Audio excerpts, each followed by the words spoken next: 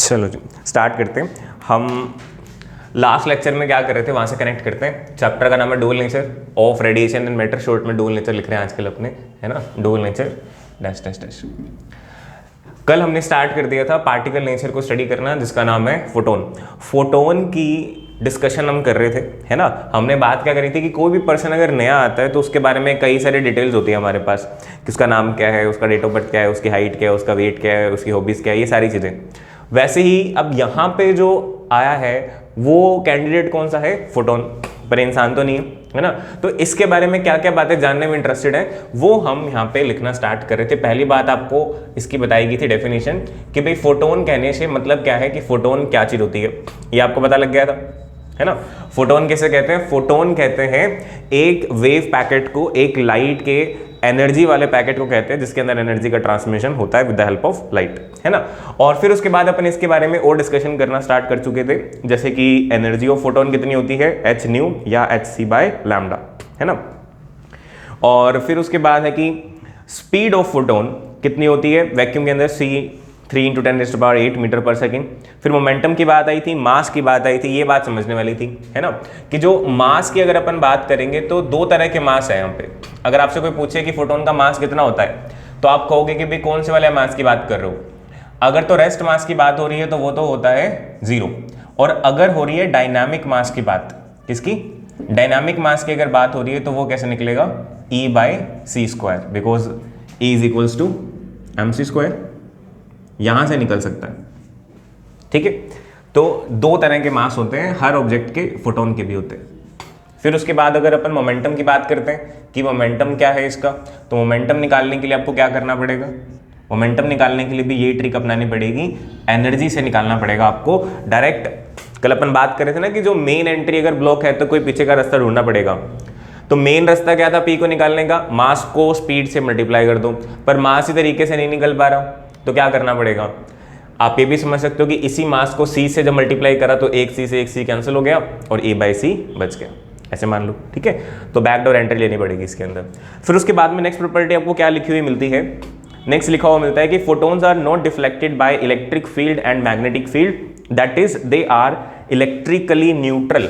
ये बड़ी important property है, नंबरिंग यहाँ पे आगे पीछे हो सकती है क्योंकि काम की चीजें यहाँ पे लिख रहे हैं। जो फोटोन है, ठीक है, जो फोटोन है वो इलेक्ट्रिक फील्ड में आ जाए तो भी कोई असर नहीं पड़ता, मैग्नेटिक फील्ड में आ जाए तो भी उस पर कोई असर नहीं पड़ता। अब कोई असर नहीं पड़ता का क्या मतलब है, ये चीज समझते हो आप, कि अगर एक अल्फा पार्टिकल को छोड़ दिया जाए इलेक्ट्रिक फील्ड में या मैग्नेटिक फील्ड में तो उसके ऊपर फोर्स लगती है ना, लगती है। आपने पढ़ा है किसी भी चार्ज पार्टिकल को अगर किसी भी इलेक्ट्रिक फील्ड में छोड़ दिया जाए, इलेक्ट्रिक फील्ड की वैल्यू हो E, सपोज फिक्स करें इधर प्लस है इधर माइनस है, और जो भी आपके पास चार्ज पार्टिकल है अगर वो चार्ज Q है तो उस पर एक फोर्स लगना चालू होगी, दैट विल बी QE। अब वो किस तरफ लगेगी वो डिपेंड करेगा, अगर ये पॉजिटिव है तो इस तरफ और अगर ये नेगेटिव है तो इस तरफ, है ना, बट फोर्स लगेगी जरूर। और दूसरा आपने वो भी देखा था कि मैग्नेटिक फील्ड के अंदर भी लगती है ना फोर्स, ये वाला फॉर्मूला था क्या, कौन सी फोर्स थी, Lorentz force, magnetic Lorentz force थी, है ना। लोरेंज फोर्स तो पूरी होती है QE + QVB, उसको बोलते हैं लोरेंज फोर्स। ये कौन सी फोर्स थी, magnetic Lorentz force, Lorentz force का सिर्फ मैग्नेटिक वाला हिस्सा। पर इसके अंदर ऐसा कुछ नहीं होता, तो ये न्यूट्रल है, इसके ऊपर कोई चार्ज नहीं है, इसके अंदर एनर्जी है पर इसके अंदर चार्ज नहीं है, इस बात को आप समझ लेना। क्योंकि हमारे पास क्या है, दिमाग में ऑटोमेटिकली कई बार एनालॉजी सी क्रिएट हो जाती है कि भाई अच्छा इसके पास तो एनर्जी है, क्योंकि एनर्जी का ही तो नाम फोटोन रखा अपन ने, तो एनर्जी है तो फिर इसके पास चार्ज होगा, तो ऐसा नहीं है, एनर्जी है पर चार्ज नहीं है, ठीक है। It is electrically neutral. Next लिखा है दे travel in straight line, Sidhi line के अंदर ट्रैवल करते हैं, कोई जिगजैग मोशन या कोई भी रैंडम मोशन इसका नहीं है। स्ट्रेट लाइन वर्ड को अंडरलाइन कर लेना।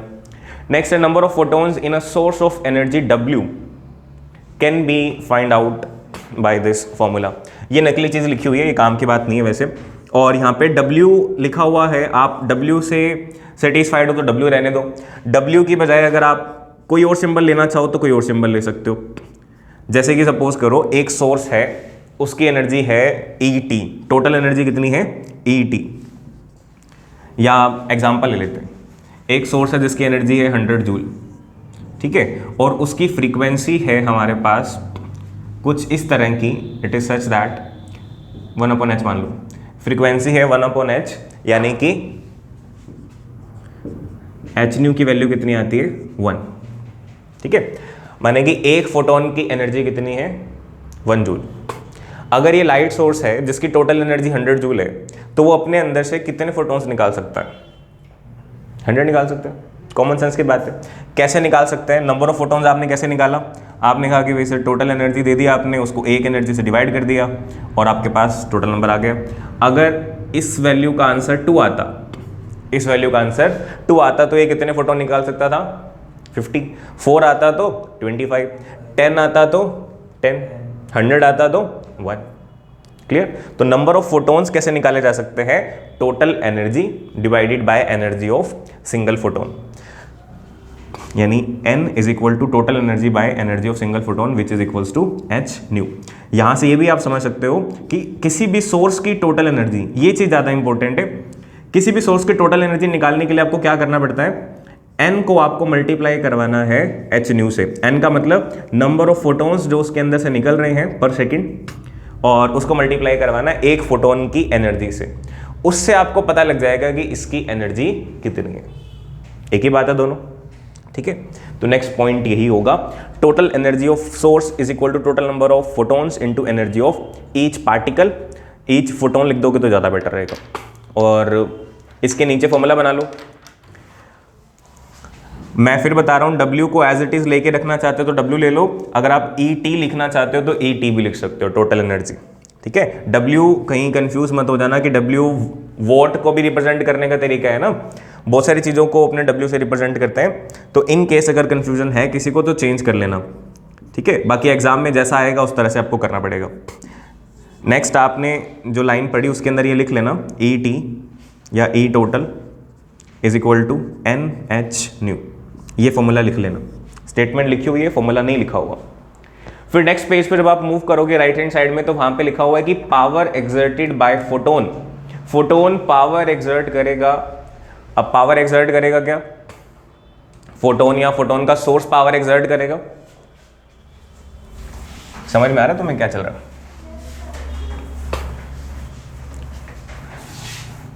कौन पावर एक्सर्ट कर सकता है? जिसके पास एनर्जी हो और जो अपनी एनर्जी रेडिएट कर रहा हो। पावर का मतलब क्या होता है? Energy radiated per unit time, है ना। जैसे 60 वोट का बल्ब है, इसका मतलब क्या है? हर सेकेंड में 60 जूल एनर्जी जा रही है।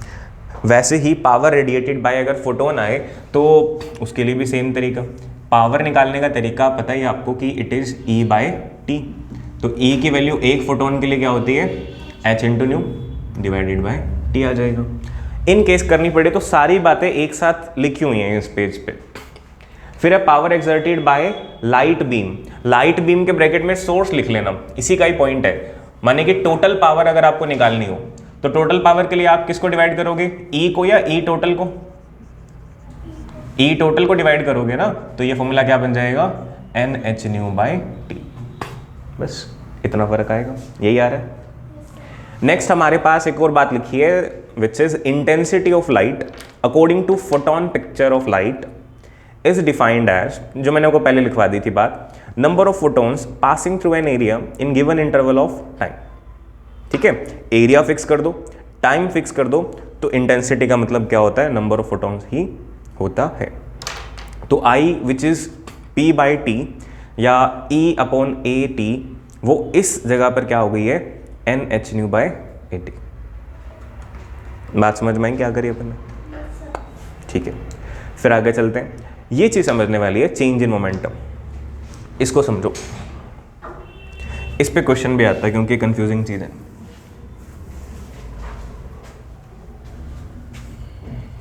कोई भी रैंडम पॉइंट स्टार बना लेते हैं इसके लिए। मोमेंटम में चेंज आपको समझना है, तो मोमेंटम पता होना चाहिए पहले आपको। मोमेंटम का मतलब क्या है? मोमेंटम स्केलर होता है, वेक्टर होता है? वेक्टर, है ना। बनाई दिया तो पूछने वाली बात ही नहीं रहेगी, क्या होता है ये? वेक्टर। वेक्टर होता क्यों है? क्योंकि इसके अंदर दो चीज़ आती हैं, एक मास और एक वेलोसिटी। वेलोसिटी वेक्टर क्वांटिटी है, मास स्केलर क्वांटिटी है, तो उनका मल्टीप्लिकेशन क्या बनेगा? Vector quantity. इसलिए momentum is a vector quantity, है ना। और जो वेक्टर क्वांटिटी होती हैं उनको सबसे इजी तरीके से अपन कैसे समझ सकते हैं कि उसके अंदर हम प्लस या माइनस यूज़ करते हैं कि अगर वो राइट साइड में जा रही होगी तो प्लस लगा देंगे, लेफ्ट साइड में आ रही होगी तो माइनस लगा देंगे, ऊपर होगी तो प्लस लगा देंगे और नीचे होगी तो माइनस लगा देंगे।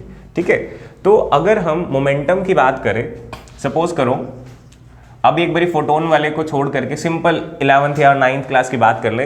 एक अगर पार्टिकल है जिसका मास m है और वेलोसिटी v है और वो इस तरफ जा रहा है, और एक पार्टिकल जिसका मास m है और वेलोसिटी v ही है पर इस तरफ जा रहा है, क्या दोनों का मोमेंटम सेम है? नहीं या हाँ? इसका मोमेंटम क्या होगा? प्लस mv, और इसका मोमेंटम क्या होगा? Minus mv। ये फर्क आपको समझ में आना चाहिए। मैग्नीट्यूड बराबर है, मैग्नीट्यूड तो बराबर है, पर डायरेक्शन का फर्क पड़ेगा ना, तभी तो उसका वेक्टर होने का फायदा है। अदरवाइज फायदा है क्या वेक्टर या स्केलर डिफाइन करने का? तो ये चीज इस चीज से अलग है, ये आपको पता लगना चाहिए। ठीक है, अब अपन चलते हैं, अब बहुत आसान हो जाएगा हमारे लिए। हमें यहाँ पे मोमेंटम नहीं पढ़ना था, हमें पढ़ना है चेंज इन मोमेंटम। ये किस लिए इंपॉर्टेंट है ये टॉपिक? क्योंकि आपने 11th क्लास में पढ़ा हुआ है, उससे पहले 9th क्लास में पढ़ा हुआ है कि कोई भी बॉडी किसी बॉडी से अगर टकरा जाए तो वो उस पर फोर्स लगाएगी ना। अगर एक बहुत तेज़ी से जाने वाली कोई एक बुलेट है या बॉल है वो हमारे से आकर टकरा दे, हमारे फोर्स लगेगी नहीं लगेगी? है ना, लगेगी। हो सकता है ज़्यादा फोर्स लगे तो हम पीछे से लेते हैं, नहीं तो दर्द हो सिर्फ। तो हमारे पास अगर कोई चीज़ टकराने के लिए आ रही है तो वहाँ हमारे ऊपर कोई फोर्स लगाएगी, और वो जो फोर्स लगाएगी वो फोर्स आप कैसे कैलकुलेट कर सकते हो? क्या आपके पास कोई तरीका है?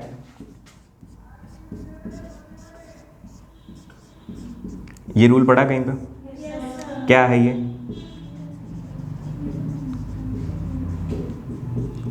जाग रहे हो, सो रहे हो? सो जाओ फिर तो, इतना ऐसे परेशानी वाली क्या बात है? जाग रहे हो क्या? yes, sir. नहीं, मजा नहीं आया, दोबारा करके देखते। जाग रहे हो क्या? yes, sir. अपनी आँख नींद नहीं खुली दोनों की ना, या खुल गई थी? एक तो मास्क के पता नहीं चलता बोल रहे कि नहीं बोल रहे हैं। ऐसे आलसी वाले बच्चों को पढ़ाने का मन नहीं कर रहा मेरा बिल्कुल भी। बहुत ज़बरदस्ती से घसीट घसीट के पढ़ा रहा हूँ मैं, सच में। पढ़ना है yes, या छुट्टी कर दो? कर दो?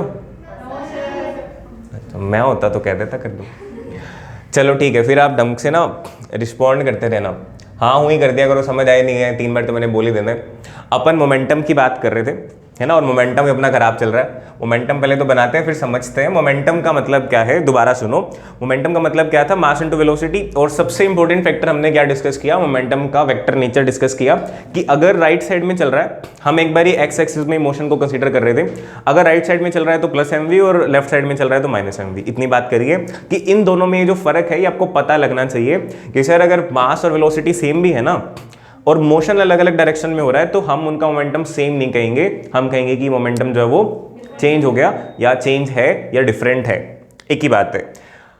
चेंज इन मोमेंटम को समझना है हमें, और समझना क्यों है उसके लिए थोड़ा सा आपको मैं बता रहा था अभी कि चेंज इन मोमेंटम अगर हमें किसी पार्टिकल का समझ में आ जाएगा, अगर कोई पार्टिकल, एक पार्टिकल रेस्ट पे पड़ा है और एक पार्टिकल चलता हुआ आया, इसको टक्कर मार के निकल गया, तो इस पे कुछ ना कुछ फोर्स तो लगेगी ना। इस पे फोर्स लगेगी, और वो फोर्स कैसे पता लग सकती है? इसका मोमेंटम चेंज हो जाएगा। तो जो चेंज इन मोमेंटम आएगा वो अपन यहाँ पे यूज कर सकते हैं फोर्स को निकालने के लिए, है ना, क्योंकि जो चेंज इन मोमेंटम इसमें आएगा वो इसमें आएगा, बिकॉज नेट चेंज क्या होना चाहिए? 0 आना चाहिए ना। यही तो लॉ ऑफ कंजर्वेशन मोमेंटम है। तो हम अगर ये पता करना चाहें कि अगर फोटोन आता है, एक्चुअली ये टॉपिक कर क्यों रहे हैं? चेंज इन मोमेंटम वाला टॉपिक कर रहे हैं फोर्स निकालने के लिए। अब फोर्स निकालनी कहां पे जरूरी होगी? जैसे अपन बात कर रहे थे ना कि अगर हमारे सामने कोई भी लाइट सोर्स जला रखा है तो इसका मतलब क्या हो रहा है कि वहां से गोलियां निकल रही हैं बहुत सारी, और हर गोली के ऊपर क्या लिखा हुआ है? फोटोन। और हर गोली के अंदर क्या भरा हुआ है? hν, है ना। अब वो जो गोलियां हैं अगर आपके पास किसी ऐसे शीट पे आ रही हैं तो यहाँ पे कुछ ना कुछ फोर्स भी तो लग रही होगी। हमारे ऊपर फोर्स लगती है पर वो इतनी नहीं होती कि भाई हम उससे पीछे चले जाएं, तो इसलिए हम सरवाइव कर जाते हैं, है ना। अगर इसकी फोर्स को बहुत ज्यादा कर दिया जाए इसकी फोर्स को बहुत ज़्यादा कर दिया जाए और इसके सामने जो पर्सन है उसके वेट को बहुत कम कर दिया जाए, तो जैसे पुश करने वाला इफेक्ट भी देखा जा सकता है। माने कि एक टॉर्च अगर जला दी जाए, ऐसा डायग्राम आपके नोट्स में बना भी हुआ है अगर आपने देखा हो तो, एक टॉर्च जला दी जाए हाई एनर्जी बीम वाली, है ना, और उसके ऊपर कोई हल्का सा कार्डबोर्ड रख दिया जाए, बहुत हल्का सा कार्बन फाइबर बना के रख दिया जाए, तो लाइट की वजह से उसे हम लाविटेट कर सकते हैं, हवा में उड़ा सकते हैं। लाइट की वजह से, हवा की वजह से आपने उड़ाने वाला गेम खेला होगा शायद, एक वो छोटा सा गेम आता होता था, बास्केट से बनी होती है और एक बॉल होती है ना, बैलेंस करना होता है उसको। वो हवा से तो कर सकते हैं अपन, अपने को पता है, क्योंकि एयर प्रेशर लगाती, लाइट भी लगाती है। ये चीज समझना चाह रहे हैं अपन, ठीक है। तो अगर हमें इस चीज को समझना है कि भाई सच्ची में ये बैलेंस हो भी सकता है या नहीं हो सकता, तो अगर इसको बैलेंस करना है तो इस लाइट को इस पे फोर्स लगानी पड़ेगी, और अगर लाइट को फोर्स लगानी है तो फोर्स निकालनी पड़ेगी, और फोर्स निकालनी है तो आपको क्या पता होना चाहिए, change in momentum with respect to time. और चेंज इन मोमेंटम पता होने के लिए मोमेंटम पता होना चाहिए। चेंज उड़ गई तो मोमेंटम की बात करी थी। अब बात करते हैं चेंज इन मोमेंटम। देखो दो तरह से आप पढ़ते हो मोमेंटम जो है, चेंज इन मोमेंटम दो तरह के स्टाइल का हो सकता है। ये तो डिवीजन वाली लाइन है। सपोज करो एक सरफेस ऐसा है जो प्योरली रिफ्लेक्टिव है, अपन दो ही बात करेंगे, वैसे तीन केस बन सकते हैं। एक सरफेस ऐसा इमेजिन करते हैं, कैसा है वो, प्योरली रिफ्लेक्टिव। रिफ्लेक्टिव है तो इसका मतलब अगर कोई भी एक फोटोन आ रहा होगा तो वो इस पे टकरा करके वापस निकल जाएगा, है ना। मैं इसको इस तरह से बना रहा हूं, ठीक है, आपको दिखाने के लिए एक बार इसको इस तरह से दिखा रहा हूं कि ये इस डायरेक्शन में आया और इस डायरेक्शन के अंदर निकल गया, ठीक है। बाकी होगा कैसे, ये जैसे आएगा वैसे ही निकल जाएगा, I0 RB0, ये पता है ना आपको, ठीक है। अब इसका जो मोमेंटम होगा इस फोटोन का, इस आते वक्त फोटोन का जो मोमेंटम होगा उसको आप किससे रिप्रेजेंट करते हो, E/c से लिखते हो क्या, है ना। E/c से मोमेंटम लिखते हैं, E/c² से मास लिखते हैं। तो जाते वक्त जो उसका मोमेंटम था वो कितना था, E/c। आते वक्त कितना होगा, -E/c, है ना। तो यहां प्लस कह देंगे तो ज्यादा इंपॉर्टेंस बढ़ जाएगी। जाते वक्त प्लस E/c और आते वक्त -E/c। माइनस सिर्फ किसको दिखा रहा है, डायरेक्शन को, है ना। पर अगर हम ये देखेंगे कि क्या कोई मोमेंटम में चेंज आया, यस या नो, अगर आपसे ये पूछा जाए तो आप क्या कहोगे कि मोमेंटम पहले जैसा है, चेंज हो गया, चेंज हो गया, है ना। तो मोमेंटम में चेंज आया, इसका मतलब डेल्टा पी की वैल्यू निकाली जा सकती है। और डेल्टा पी की वैल्यू कैसे निकलेगी, P initial minus P final. पहले वाला मोमेंटम बताओ कितना है, E/c। बाद वाला कितना है, -E/c, minus minus plus E/c plus E/c, 2E/c। आसान वर्ड्स में कहें तो आप इसको चाहे प्लस पी कह दो और इसको आप माइनस पी कह दो, है ना। क्योंकि पी की भी दो फॉर्म होती है, आपके नोट्स में दूसरी फॉर्म लिखी होगी, वो उस पर भी आएंगे, अभी नोट्स में नहीं जाना, नोट्स कहते गर्दन झुक जाती है। ये पी माइनस में माइनस पी, तो डेल्टा पी क्या आ गया, 2p। चेंज इन मोमेंटम इस केस के अंदर कितना आता है, 2p। ओके, कोई दिक्कत नहीं। तो चेंज इन मोमेंटम आपके पास आ गया। अब change in momentum with respect to time interval अगर आप देख लोगे तो आपके पास ये फोटोन इस सरफेस पे कितनी फोर्स लगा रहा है वो आपको पता लग जाएगा। दूसरे तरह का सरफेस कौन सा होता है, रिफ्लेक्टिव तो हो गया, एब्जॉर्प्टिव, है ना। और एक हो सकता है कि जो थोड़ा सा रिफ्लेक्ट भी कर ले, थोड़ा सा एब्जॉर्ब भी कर ले, इस तरह का भी हो सकता है। पर अपन इनिशियल लेवल पे कि भाई अपने को यही समझ में आ रहा है तो अपन दो ही कर रहे हैं कि या तो पूरा रिफ्लेक्ट 100% और या फिर 100% एब्जॉर्ब कर ले। उस केस में क्या होगा, अगर कोई फोटोन चलता हुआ आ रहा है मस्ती से प्लस पी मोमेंटम के साथ में, तो यहाँ पर आकर के वो एब्जॉर्ब हो जाएगा। अगर एब्जॉर्ब हो गया तो क्या वो मोशन में रहा या रुक गया, रुक गया मतलब एग्जिस्टेंस ही खत्म हो गया उसका। तो मोशन कहाँ रहेगा, किस आदमी का मोशन रहता है, जो आदमी जिंदा हो उसी से पूछ सकते हो कि भाई चल रहे हो कि बैठे हुए हो। जो है ही नहीं उससे पूछोगे कि भैया चल रहे हो क्या, पूछ ही नहीं सकते, है ही नहीं, उसका मोमेंटम है क्या, सेंसलेस बात है। अगर आप पूछ रहे हो तो आप आगे लो, वो थोड़ी बताएगा। तो इसका मतलब क्या अभी भी चेंज इन मोमेंटम आ सकता है, बिल्कुल आ सकता है। Initial momentum minus final momentum, initial कितना है p, फाइनल कितना है 0। तो चेंज इन मोमेंटम क्या हो गया, p। इसको आप ऐसे भी समझ सकते हो कि इसने अपना सारा का सारा मोमेंटम खो दिया, तो इसके पास चेंज जो आया वो एक तरह से डिक्रीज आया है। और कितना डिक्रीज आया, सारा का सारा जो भी इसके पास था। यहां पे चेंज कितना आ गया, यहां पे चेंज डबल का आ गया, ठीक है, कि आपके अकाउंट में पहले +5 बैलेंस था, अब -5 बैलेंस है। इसका मतलब आपने कितना ट्रांजैक्ट कर लिया होगा, 10 का ना, जितना था उसके डबल का, तभी तो जितना था उतना तो निकल ही चुका 0। उसके बाद जितना था उतना और उधार भी हो गया, तो डबल का चेंज आ गया आपके पास पे। तो यहां पे ये डबल का चेंज आता है और यहां पे ये सेम चेंज आता है, ठीक है। ये चीज आपको समझ में आ जानी चाहिए। अब P को लिखने के कई सारे तरीके होते हैं, बेसिकली 2 होते हैं। P को हम E/C से भी लिख सकते हैं और एक और तरीका होता है H/λ। कैसे, E का मतलब h न्यू, तो h/c से भी लिख सकते हैं इसको। और न्यू का मतलब क्या होता है, या चलो और आसान ले लो, C का मतलब लैम्डा न्यू, न्यू चला गया तो क्या बचा, H/λ, ठीक है। तो E/C भी कह सकते हो और H/λ भी कह सकते हो। ये दोनों फॉर्मूले इसके वेल नोन है, और एक ये भी है h/c।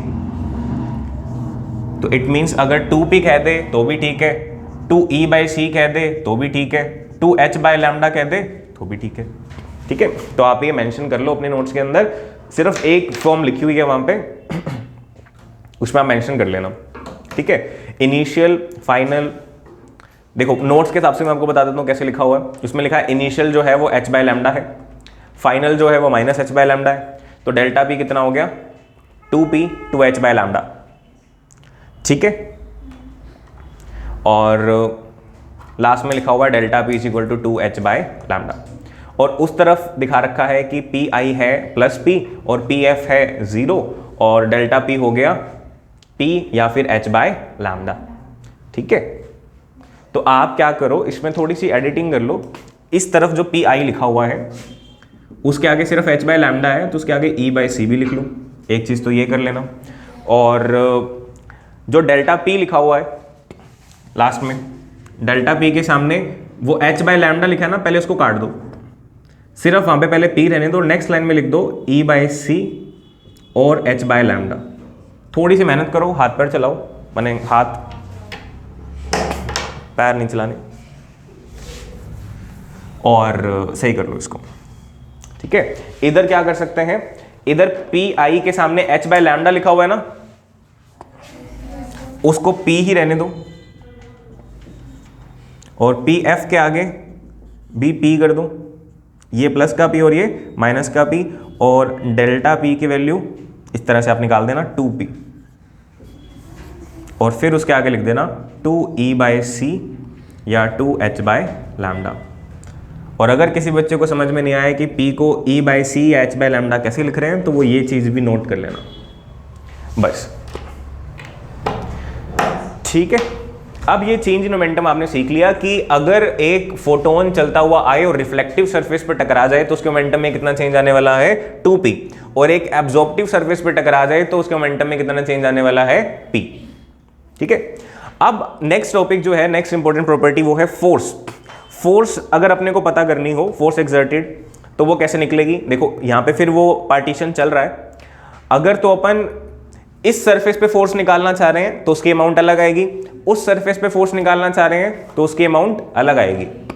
क्लियर, क्या लगता है किस पे ज्यादा आएगी, इस पे या उस पे, पहले वाले पे दूसरे वाले पे, पहले वाले पे, क्यों, मोमेंटम ज्यादा है, अच्छा अब तो पता लगेगा ना मोमेंटम ज्यादा है, ठीक है। वैसे दोनों में देखने में ऐसा लगता है कि सिर्फ वहां पे तो इसने डायरेक्ट फोटोन जाके भिड़ा है, उसके सारी एनर्जी दे दी इसने तो, और ये तो भिड़ के वापसी आ गया, ये तो बस टच होके आया, तो ये तो छू के निकल गया और वो तो जाके लगा है, तो इसका मतलब वहाँ पे शायद ज़्यादा फोर्स लग सकती है।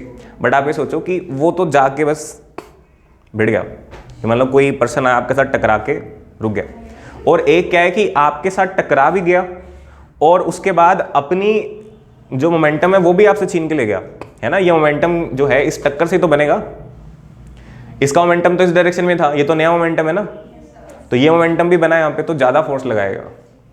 क्लियर, तो F = डेल्टा P/T। तो डेल्टा पी की वैल्यू आपके पास है तो एफ आ जाएगा 2p/t, कोई दिक्कत। और अगर n फोटॉन्स आ रहे होंगे, अगर एक फोटोन आ रहा होगा तो 2p/t, n फोटॉन्स आ रहे होंगे तो n 2p/t।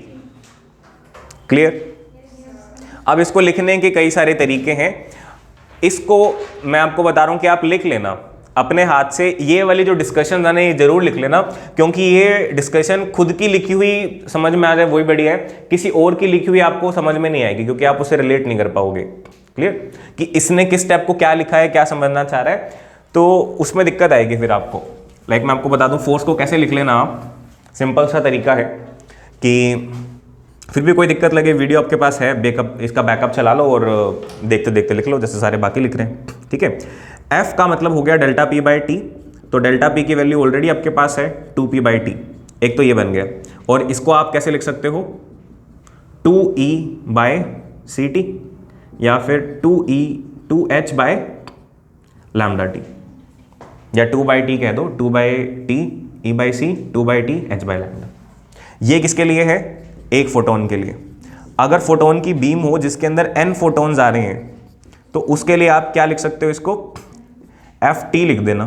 तो ft का मतलब यहाँ पे चेंज इन मोमेंटम जो है हर किसी के लिए अलग अलग आएगा, n से मल्टीप्लाई हो जाएगा बस, n टाइम्स, ये तीन शक्लें हैं, इन सब के साथ n लगा दो, 2p/t लिख लो इसको,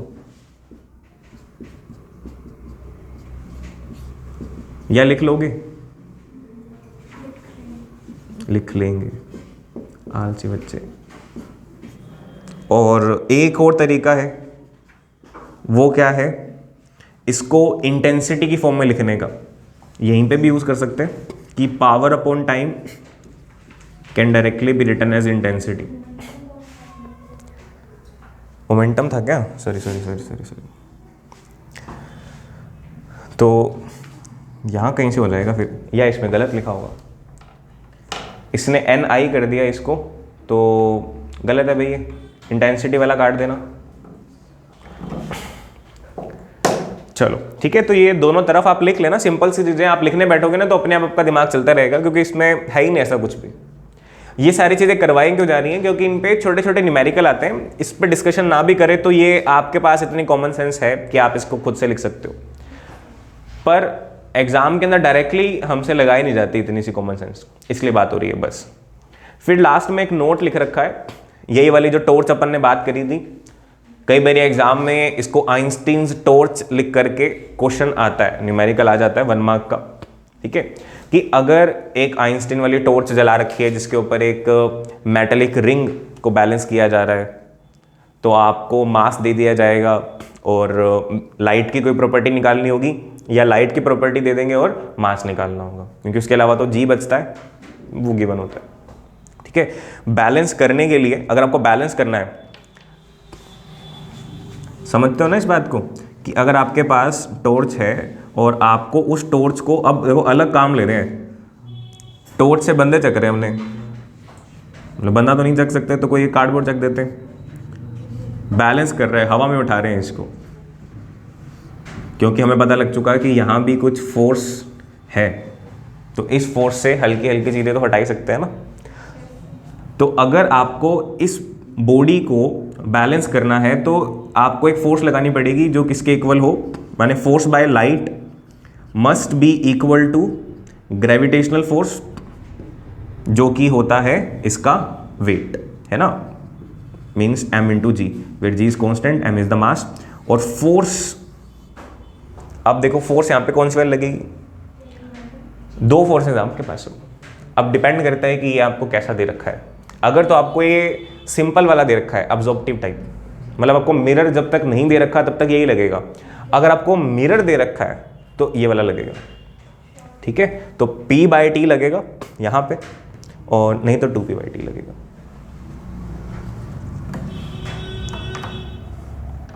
उसके बाद आप देखो नेक्स्ट हमें दिख रहा है रेज करने के लिए mg इज इक्वल टू, इसने लिखा है pt/c, ये क्यों लिखा है इसने? अच्छा आप इधर देखो एक बार, जहां पे टॉर्च जलती हुई दिख रही है ना, इसके ऊपर इसने कुछ करा है, NH न्यू बाय C,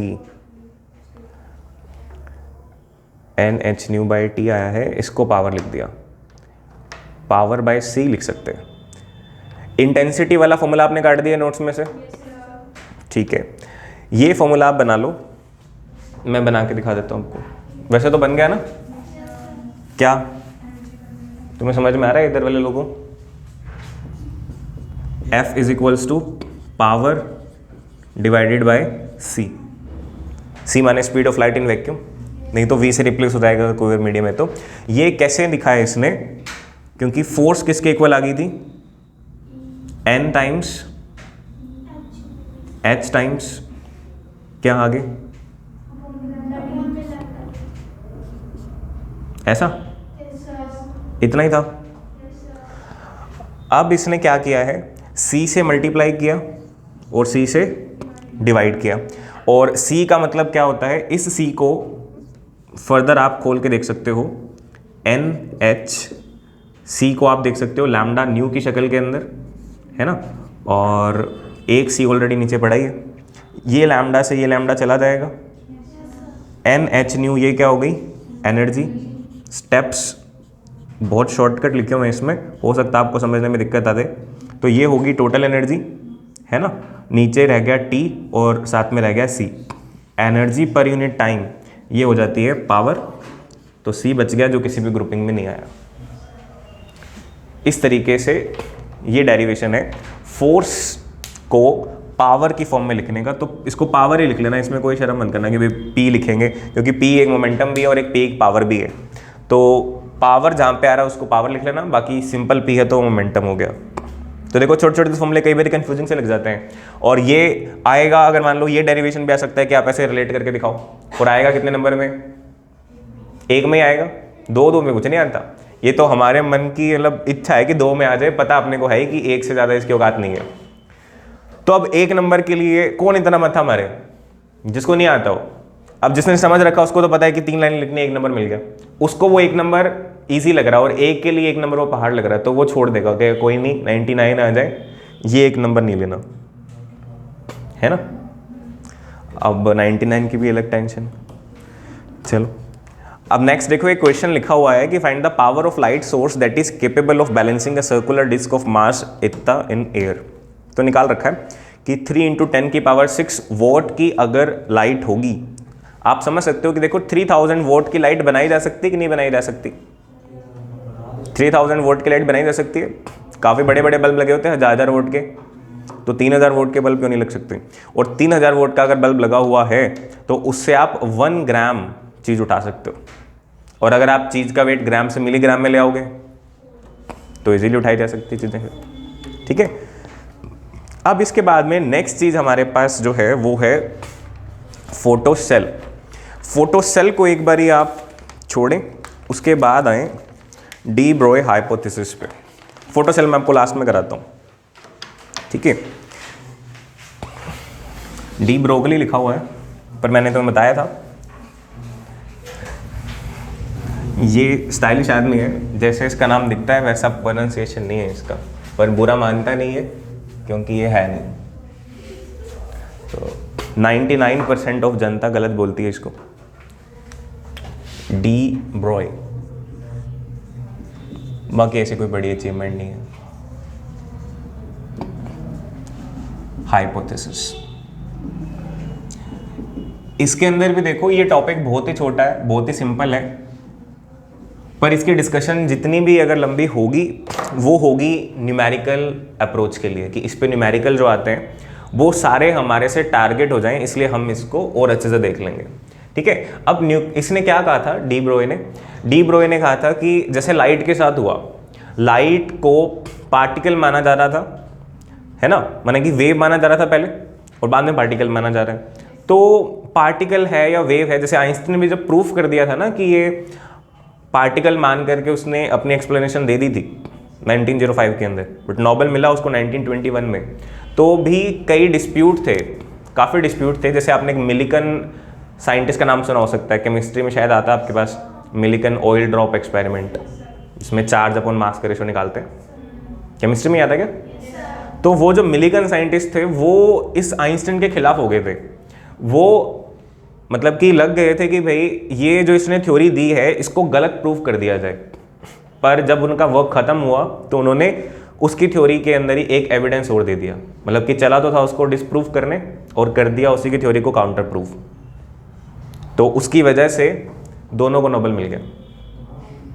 तो बढ़िया फायदा हो गया ना, दोनों को मिल गया 1921 के अंदर, मिलिगन को भी मिल गया और आइंस्टाइन को भी मिल गया। ठीक है, बड़े नोबेल बन रहे हैं आजकल, कोई काम करो तुम्हें भी मिल जाए शायद।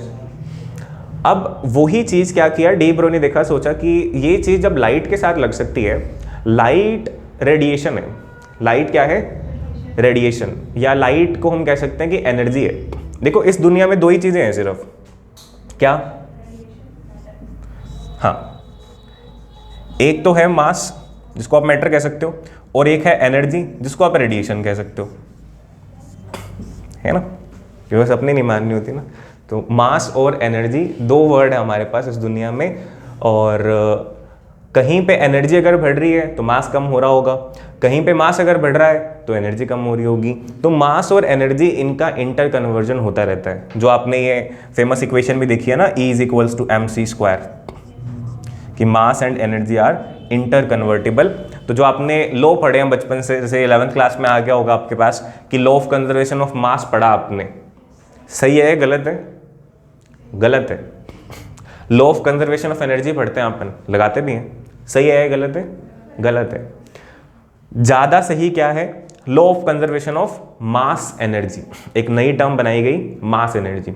मास को क्रिएट भी किया जा सकता है, डिस्ट्रॉय भी किया जा सकता है, बट अगर क्रिएट किया जा रहा है तो एनर्जी कम हो रही होगी, और डिस्ट्रॉय किया जा रहा है तो एनर्जी बढ़ रही होगी, है ना।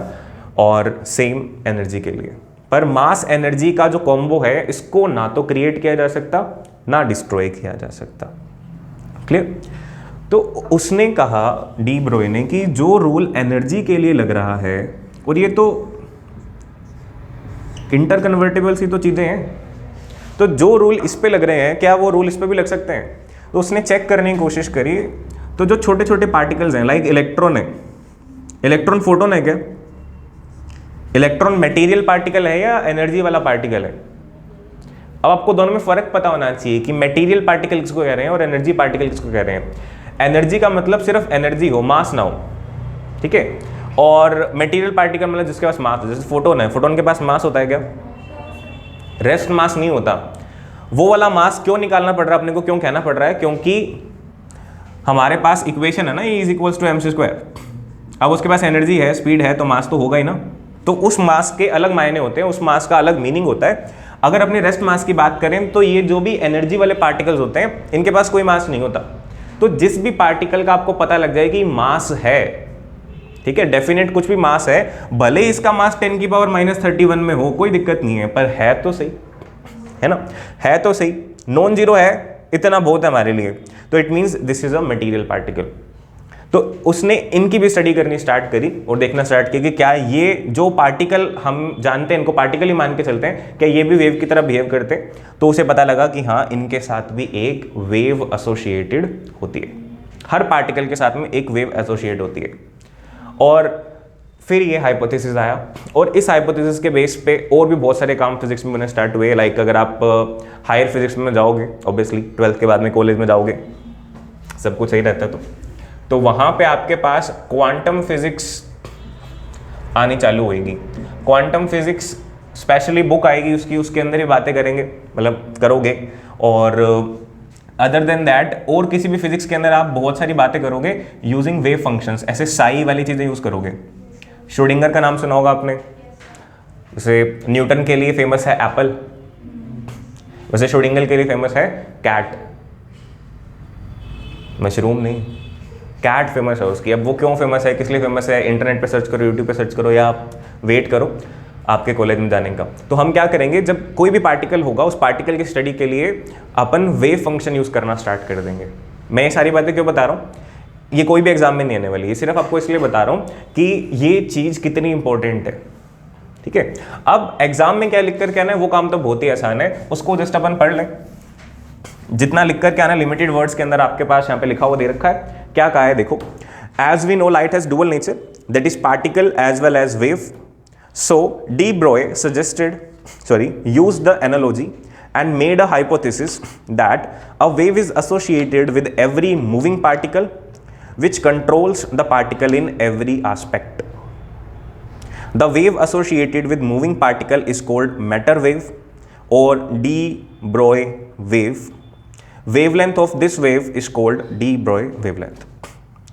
ठीक है, तो इन्वर्टेड कॉमा इस बच्चे ने स्टार्ट किया था ए से पहले, खत्म करना भूल गए, ये एस्पेक्ट के बाद खत्म कर देना, बाकी दो बातें टाइम हो तो आप लिखाना, नहीं तो 1 मार्क में अगर आए तो आप सिंपल सा ये लिख सकते हो कि डी ब्रोगे हाइपोथेसिस क्या है, लाइट के जैसे उसने मैटर के लिए भी हाइपोथेसिस मान लिया कि जैसे लाइट के 2 नेचर हैं वैसे ही उसके भी डबल नेचर हैं। ओके, और जो कोई भी मटेरियल पार्टिकल है लाइक इलेक्ट्रॉन है, प्रोटॉन है, और ज़्यादा अगर अपन रियल वर्ल्ड में आ जाए तो कोई बॉल चल रही है या फुटबॉल चल रही है, उसके पास भी कोई ना कोई वेव एसोसिएटेड होती है। ठीक है, तो उस वेव को अपन बोल देंगे मैटर वेव या फिर डी ब्रोगे वेव। ठीक है, सेम। अब उस वेव का वेवलेंथ फाइंड करने का क्या तरीका है, ये जस्ट अगर आपने सीख लिया है तो टॉपिक आपका खत्म हो गया। अब वेवलेंथ निकालने के कई सारे तरीके होते हैं, एक साथ सीरीज में फॉर्मूले लिख रखे हैं आपके पास। एक तरीका होता है h/p, एक तरीका होता है h/mv, और एक तरीका होता है √2mk काइनेटिक एनर्जी, एक तरीका होता है 2mq कैपिटल V, और एक होता है 12.27 अपॉन √v एंगस्ट्रॉम। अब ये इतना सारा कैसे याद करेंगे, हो जाएगा, आसान है, जैसे मेरे को याद है, इसको सीखना बस, बनता जाएगा। ये हर फॉर्मूले अलग अलग पार्टिकल के लिए, ये फॉर्मूला सिर्फ इलेक्ट्रॉन के लिए और किसी के लिए नहीं लगता। ये फॉर्मूला चार्ज्ड पार्टिकल के लिए है और किसी के लिए नहीं लगता। बना किससे है, इसी से। ये किसके लिए है, ये मटेरियल पार्टिकल के लिए। अभी एक फॉर्मूला हो रहा है वो मैंने लिखा नहीं, ये लिख दूं, h/√3mkt। ये kb लिखा है, kbt। kb जानते हो, बोल्ट्जमैन कांस्टेंट, केमिस्ट्री में ज़्यादा आता है, वही वाला बोल्ट्जमैन कांस्टेंट। तो ये सारे फॉर्मूले हैं, आपको पता होने चाहिए। बेसिकली इस फॉर्मूले की बात होती है बुक के अंदर, और क्वेश्चन इन पे आते हैं, तो बच्चा फंस जाता है कि भाई पढ़ा भी था पर आता भी नहीं। ठीक है, तो अब आप देखो कि पहले मैं आपको इसकी डेरिवेशन करने सिखाता हूँ कि h/mv कैसे आएगा। तो आपको कुछ भी नहीं करना, सिंपल सी चीज़ है, बस देखते जाना, समझ में आता रहेगा। एनर्जी के 2 फॉर्मूले आपने सीखे हुए, एक है hν और एक है mc²।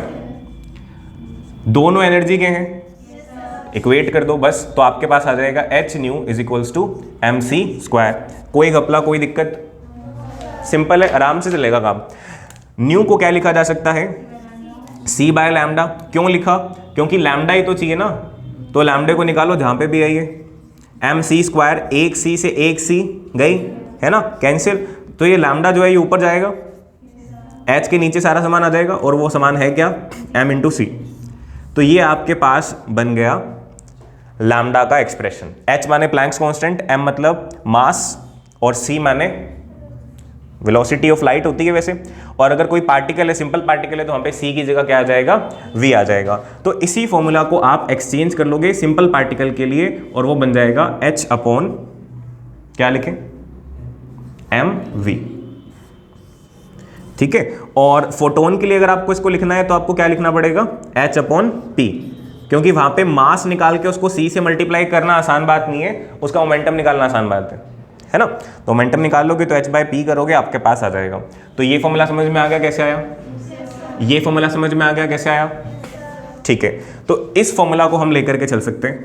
अब अगर आपको कोई ऐसा पार्टिकल पता हो जिसकी काइनेटिक एनर्जी आपको पता है, ठीक है, आपको देखो लैम्डा निकालने के लिए क्या चाहिए, h तो कांस्टेंट है, कांस्टेंट है मतलब कि पता है, मास अलग अलग पार्टिकल का अलग अलग होगा, और वेलोसिटी अलग अलग पार्टिकल की अलग अलग होगी। हो सकता है आपको पता हो सकता है आपको नहीं पता हो। अब सपोज करो कि एक इलेक्ट्रॉन है या एक बॉल, मान लो कोई भी एक छोटी सी बॉल है, मार्बल है, वो मूव कर रही है किसी वेलोसिटी से और उसका कुछ का मास है। तो अगर ये चीज़ें दे रखी हैं तो आप ये फॉर्मूला लगाओ और आप यहाँ से निकाल सकते हो।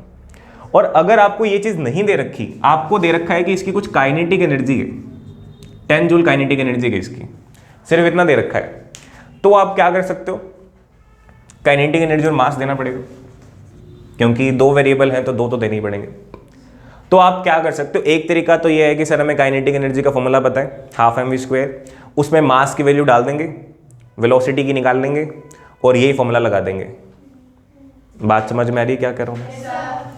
ठीक है। एक सिंपल तरीका क्या है कि सर अगर काइनेटिक एनर्जी दे दी, हमारे पास ये फॉर्मूला है, तो हम क्या कर सकते हैं, हम इसकी कंडीशन जनरेट कर सकते हैं ना, मास पुट करके काइनेटिक एनर्जी में से वेलोसिटी निकाल सकते हैं और वो दोनों चीजें इसमें रखेंगे तो आपके पास लैम्डा की वैल्यू आ जाएगी। दूसरा तरीका क्या है कि आप फॉर्मूला की दूसरी फॉर्म भी याद कर सकते हो। कैसे? देखो, काइनेटिक एनर्जी और मोमेंटम के अंदर अगर आपको रिलेशन पता हो तो आपको समझ में आ सकती हैं बातें। काइनेटिक एनर्जी होती है 1/2 mv², इसको मैं m से मल्टीप्लाई m से डिवाइड कर दूं तो ये बन जाएगा m²v², यानी कि p², और नीचे क्या बच गया 2m। इसका मतलब p² की वैल्यू आ गई 2mk, और इसका मतलब p की वैल्यू आ गई √2mk, और p ये रहा, इसकी जगह पे ये चिपका दो, क्या बन जाएगा, ये फॉर्मूला बना कि नहीं? ठीक है। तो देखो दो बातें, अगर तो आप अलग अलग रास्ते याद रखते हो तो आपके पास जो भी कंडीशन दे रखी है आप कहोगे कि वी नो दैट, जैसे अगर ये दो बातें दिखी हुई हैं, अगर तो आप याद कर लो तो आपके पास एक काम बढ़ेगा कि मेरे को एक फॉर्मूला एक्स्ट्रा याद करना पड़ रहा है, और एक काम बचेगा क्या कि m दिया है, k दिया, डायरेक्टली ये फॉर्मूला लिखा, वैल्यू डाली, आंसर आ गया। दूसरा तरीका क्या है, जो बच्चा सोचे कि भाई नहीं याद करना, कोई दिक्कत नहीं है, मत करो, आपकी चॉइस है, जो आपको सूट करता है वो तरीका करना है। लाइक हर बच्चे का अलग अलग पैटर्न है, तो अगर किसी को लगे कि सर नहीं याद नहीं हो रहा ये, तो क्या करेंगे, तो आपको पता है ये याद कर रखा है, निकाल लेना, लगा देना। ठीक है। तो दिस फॉर्मूला इज ऑप्शनल, आप याद करो तो आपकी मर्जी, नहीं करो तो आपकी मर्जी। फिर वो क्या है, अगर किसी चार्ज्ड पार्टिकल की बात कर रहे हैं, अगर किसी चार्ज्ड पार्टिकल की बात कर रहे हैं, तो चार्ज्ड पार्टिकल अगर कोई मूव कर रहा है किसी फील्ड में जहां पे पोटेंशियल है v, तो आपको पता है ना कि उसके पास कितनी एनर्जी आ जाती है।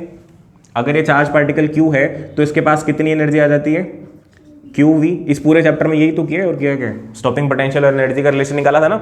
काइनेटिक एनर्जी को EVS के इक्वल लिखा आपने, तो इट मींस चार्ज्ड पार्टिकल के लिए k की वैल्यू क्या होती है? बातें समझ में आ रही हैं आपको? यही लास्ट टॉपिक है समझने वाला, और इसके अंदर से ये बातें समझने वाली हैं। यहां तक ये टॉपिक बड़ा प्यारा सा लगता है कि हाँ चलो सर बढ़िया है, फिर उसके बाद इसको समझने में थोड़ी थोड़ी दिक्कत आ सकती है, ज्यादा नहीं, थोड़ी थोड़ी। इसको हटा देते हैं, ये तो पास्ट हो गया।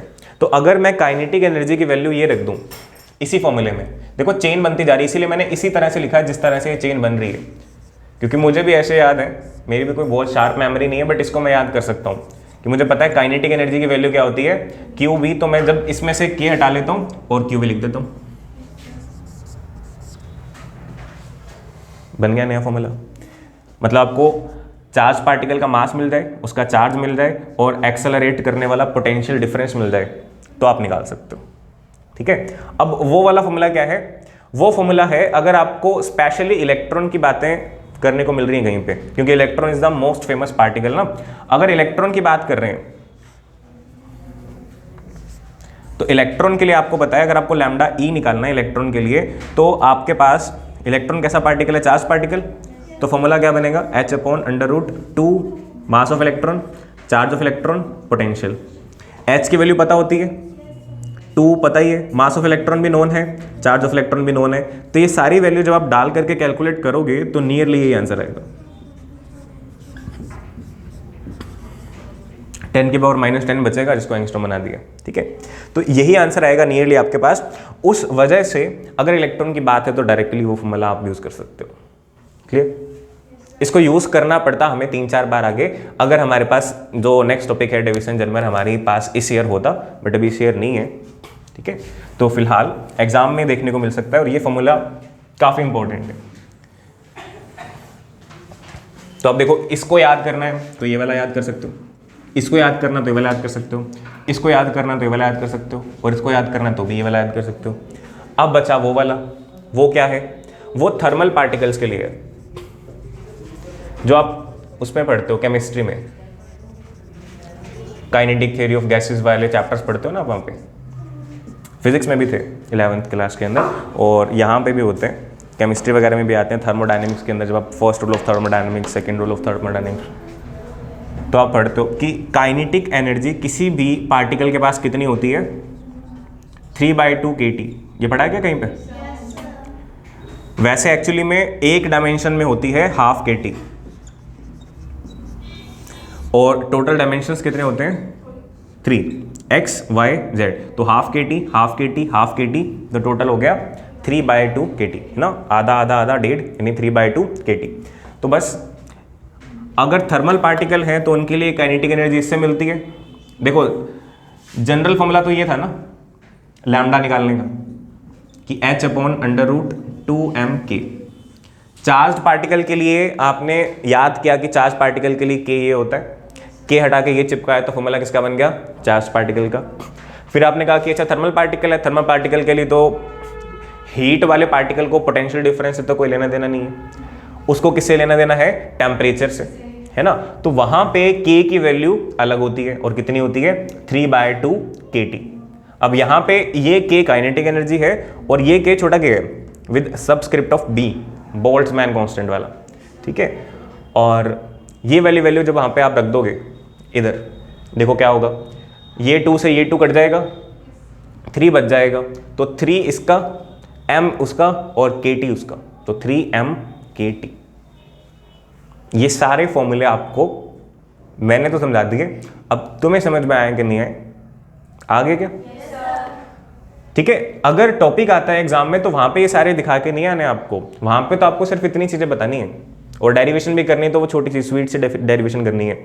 ये सारी बातें क्यों करी गई हैं? क्योंकि इन पे न्यूमेरिकल आ जाता है। लाइक थर्मल पार्टिकल वाले के लिए आ गया, तो आप फंस जाओगे कि सर भी यहाँ पे थर्मल पार्टिकल का टेम्परेचर कहाँ पे फंसाएं, आता ही नहीं यहाँ पे। तो अभी तो ये फॉर्मूला गंदा लग रहा है, बट इस पर अगर न्यूमेरिकल आ गया 1 नंबर का भी, तो इतनी खुशी होगी अपने को, सोच नहीं सकते अपने। 1 नंबर वाला क्वेश्चन भी कोई ऐसा मिल जाए जो आपने ऑलरेडी किया हुआ है, डिट्टो वही मिल जाए, वो भी बोर्ड के अंदर, होती है ना खुशी।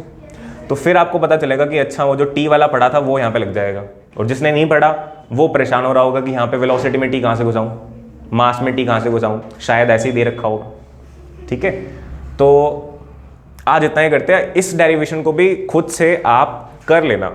ठीक है, छोटे छोटे क्वेश्चन बना के देख सकते हो आप कि लैम्डा को ये प्रूव करना है कैसे करें, लैम्डा को ये प्रूव करना है कैसे करें, लैम्डा को वो प्रूव करना है कैसे करें, और वो करना है कैसे करें। ये भी चेक कर लेना कैलकुलेटर से सही आता है कि नहीं। ठीक है, अब लास्ट रह गया इसके अंदर फोटो सेल, जिसका डायग्राम आपको भेज दिया, वो आप बना लेना, कल डिस्कस करते हैं और इस चैप्टर को खत्म करते हैं कल। ठीक है, आज इतना ही करते हैं।